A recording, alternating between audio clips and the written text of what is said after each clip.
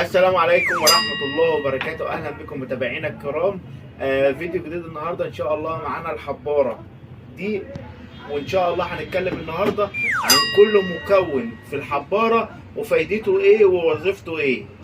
إن شاء الله الفيديو مهم جدا، ما تروحش في حتة تانية.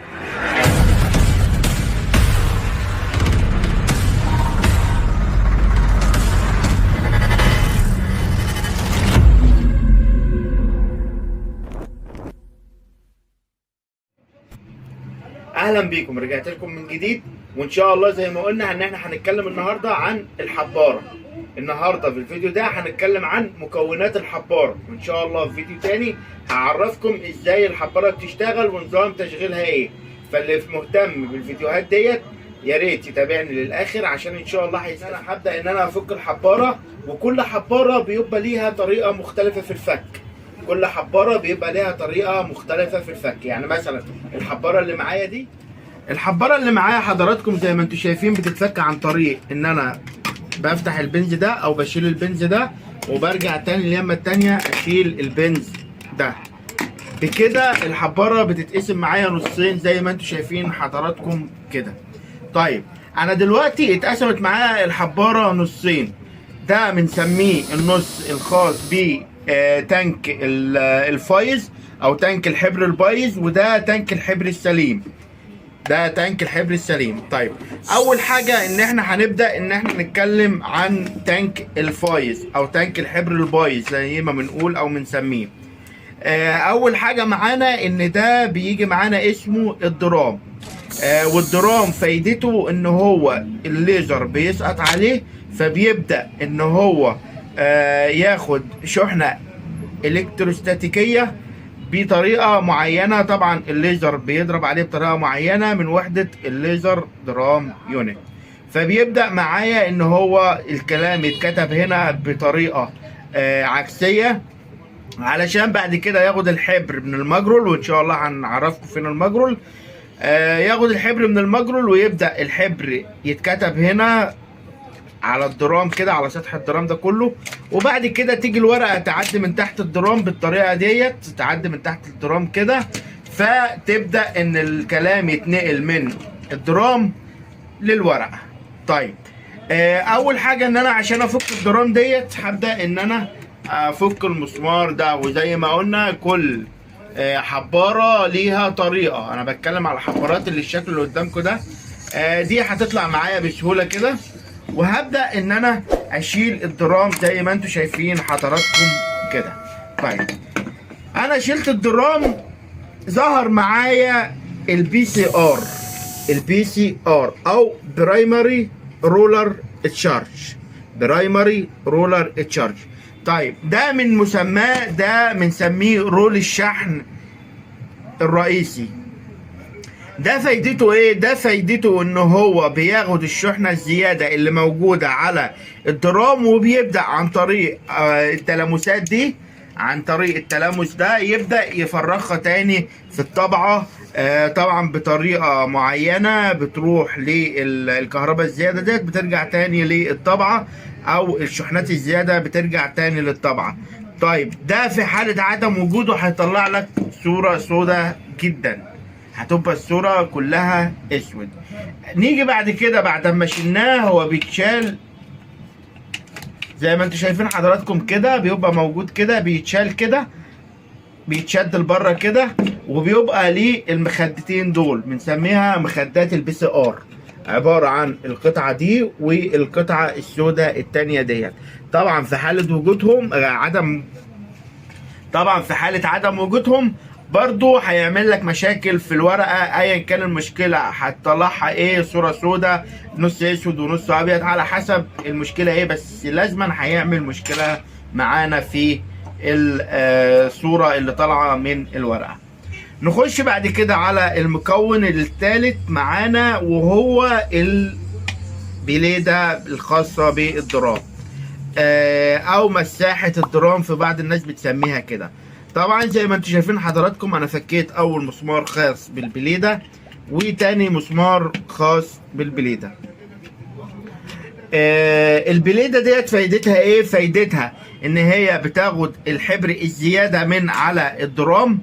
نركز مع بعضينا، بتاخد الحبر الزياده. طيب البي سي ار بياخد الشحنات الزياده، لكن البليده بتاخد الحبر الزياده اللي على الدرام.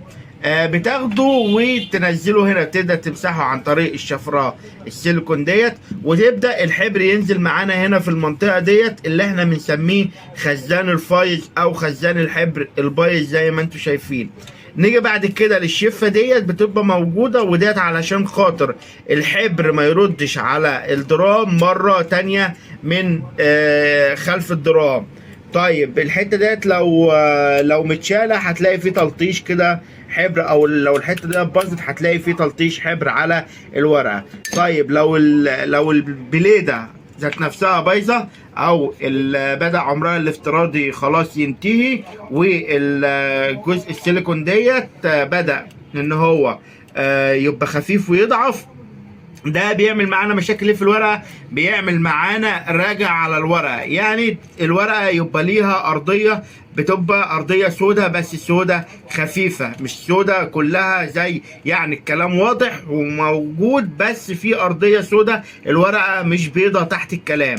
يبقى ديت مشكله الايه، ديت مشكله البليد.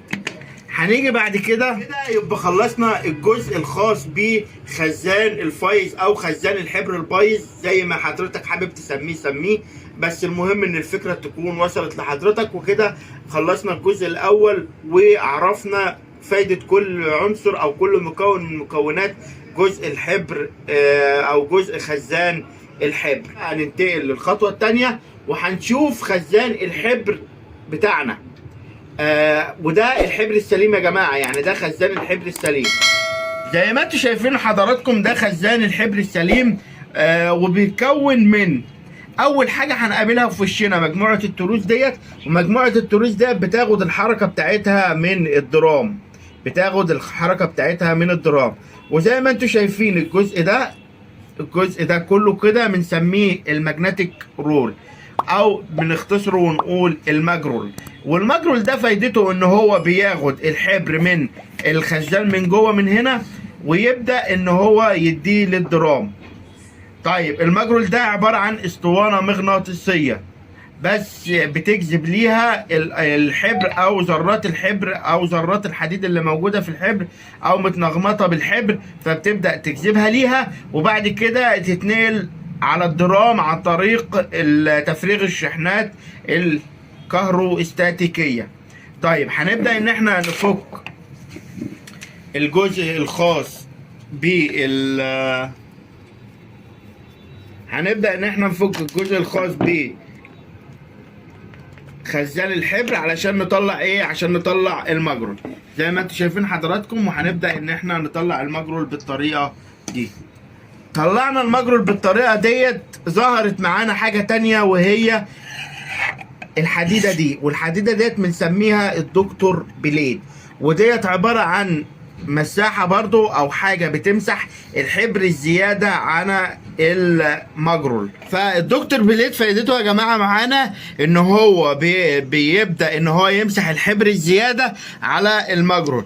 يعني المجرول بيبقى راكب كده زي ما انتم شايفين حضراتكم، فهو مع اللف كده بيبدا ان هو يمسح الحبر. طيب انا لو رديت الحبر كده زي ما انتم شايفين الحبر زاد هنا في المنطقه دي كده، تمام، هبدا ان انا الف كده هيبدا يسوي لي الحبر مره تانية. طيب هبدا ان انا اعمل كده اهو زي ما انتم شايفين حضراتكم، يبدا يلم معايا حبر زي ما انتم شايفين الحبر بيتلم هنا اهو. لو رجعت تاني مره تانية هيبدا ان هو يمسح لي الحبر ويسوي لي الحبر. يعني زي ما انتم شايفين بص الحبر موجود هنا اهو الحبر ده كله الحبر الزياده. لما بلف كده هفضل الف شويه، هلف شويه هيبدا الحبر كله يروح معايا من على المنطقه ديت، وتبدا الحبر كله يستوى على سطح المجرول زي ما انتم شايفين اهو. كان في حبر الاول، دلوقتي مفيش اي حبر خالص اهو. يبقى ديت فايده ايه؟ ديت فايده الدكتور بليد. يعني بعد املى الحباره لو لفيتها كده لقيتها لمت معايا حبر هنا، يبقى عرفت ان العيب فين؟ العيب في الدكتور بليد. وطبعا زي ما انتم عارفين ديت الطبه اللي ممكن ان احنا نملى منها حبر من غير ما نشيل المجرول. في بعض الطبعات بتيجي بالطبه ديت، وفي طبع بعض الطبعات ما بتجيش بيها. وديت مجموعه التروس، طبعا مجموعه التروس ديت ما بيحصلهاش حاجه ومحدش بيفكها او بنعمل فيها اي حاجه، لانها هي عمرها كويس وبتستحمل ضغط الشغل، ما بيحصلش فيها اي مشاكل. كده هنكون احنا عرفنا المكونات الاساسيه للحباره. ان شاء الله الفيديو يكون عجبكم. الفيديو الجاي ان شاء الله هنتكلم فيه عن طريقه عمل الحباره، وهنشرح ازاي الحباره بتشتغل معانا في الطبعه بتاعتنا. يا رب الفيديو يكون عجبكم. لو عجبكم الفيديو ما تنسوش تدعموا القناه باللايك والاشتراك. اشوفكم في فيديو جديد، والسلام عليكم ورحمه الله وبركاته.